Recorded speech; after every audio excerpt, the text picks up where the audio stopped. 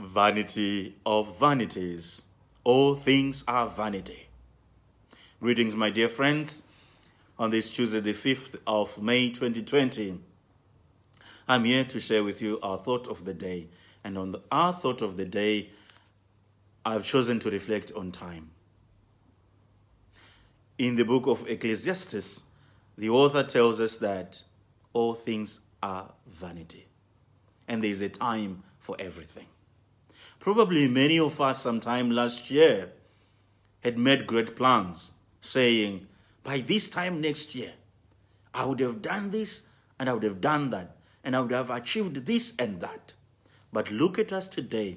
We have all had to adjust to the new normal.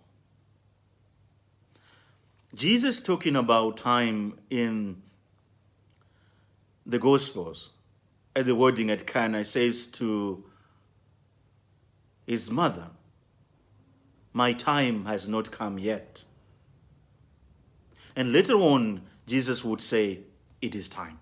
My time has come. And so, my dear friends, what is time? Yes, what is time? The ancient Greeks would help us on this one to understand what time is. There are two ways of understanding time, chronos and kairos.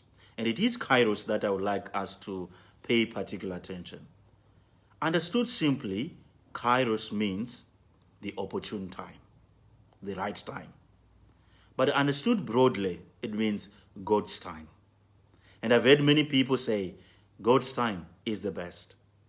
And indeed, God's time is the best. But that is if we allow ourselves to understand what goes on in God's time.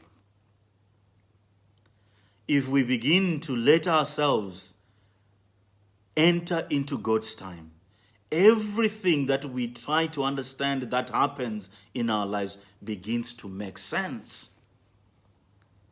All that happens in our lives, if we allow it to look at it in God's way, in God's perspective, it begins to make sense.